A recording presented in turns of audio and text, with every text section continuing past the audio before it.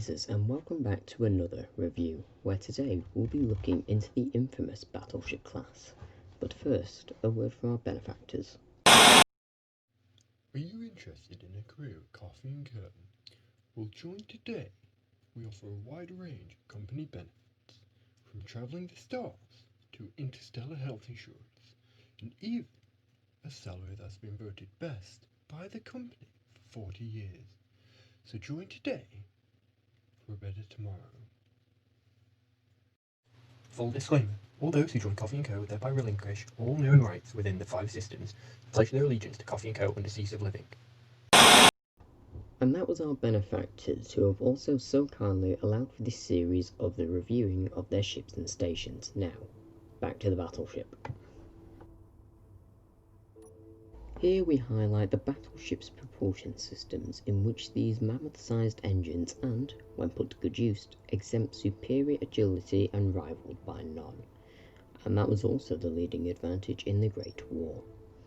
As well as the battleship's armaments to support these intimidating weapons around the ship, which Coffee & Co has denied us information about for security purposes.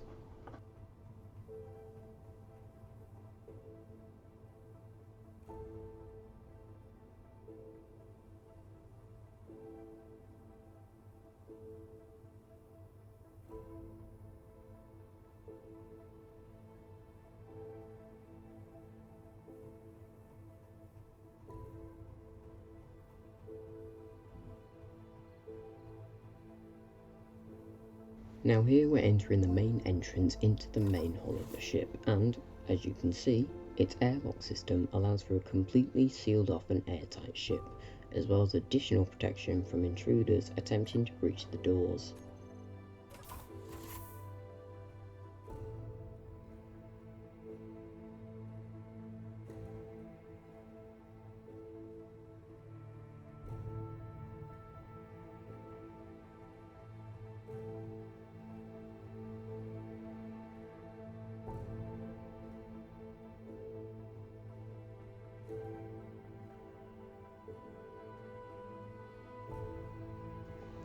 Here we have the bridge, a one-person flight command with a large view radius of the front hull of the vessel. In addition to this, if in the event the bridge were to become heavily damaged or destroyed in an engagement, then the hull contains an auxiliary bridge to be used in emergencies only.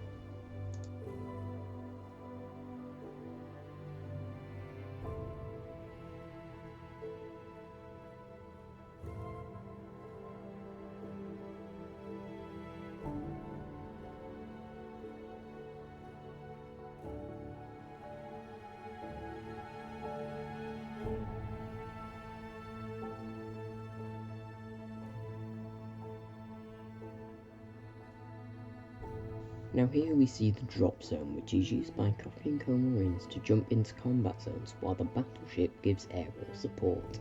It also has the capacity to fit a small supply package for teams on the ground.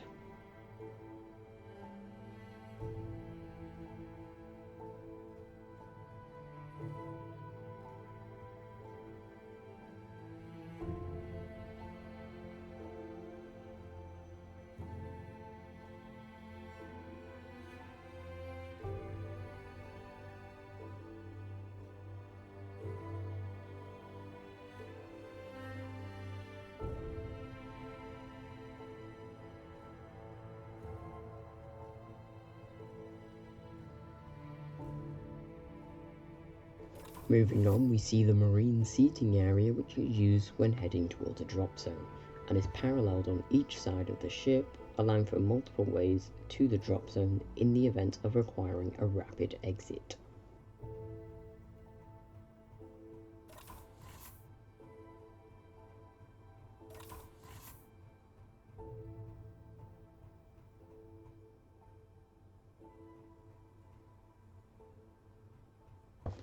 Moving on from the passenger section, we have the medical bay and crew quarters, which allow for the battleship to act as a medical ship in the event of troops on the front line requiring medical assistance.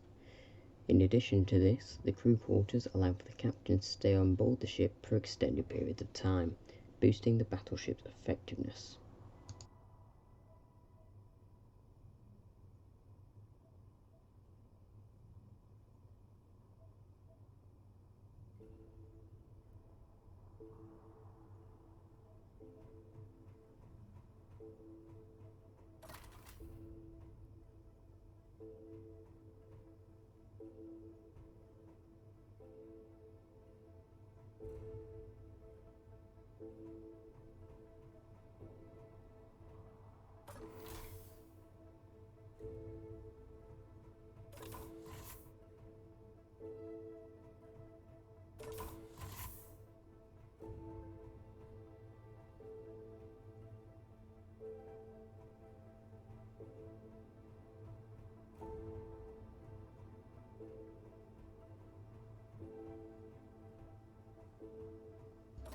Moving on, here we see the ship's main timer blocks, as well as an auxiliary bridge which has control of main weapons, as well as acting as an emergency bridge in the event of the primary bridge being shot out, therefore allowing for the battleship to remain in combat for as long as possible.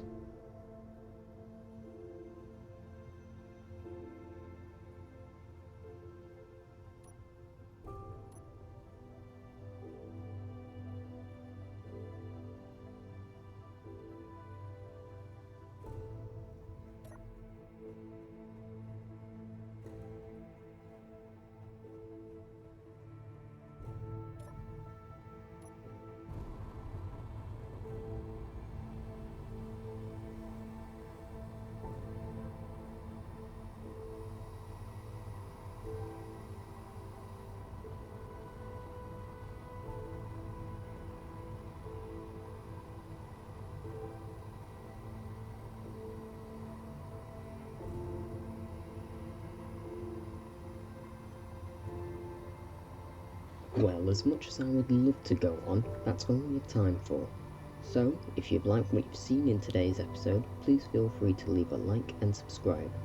All links for the C&Co Fleet collection, which include this ship, will be in the description, as well as a link to this ship individually on the Steam Workshop. Well, thank you for watching, I'll see you next time, Stargazers.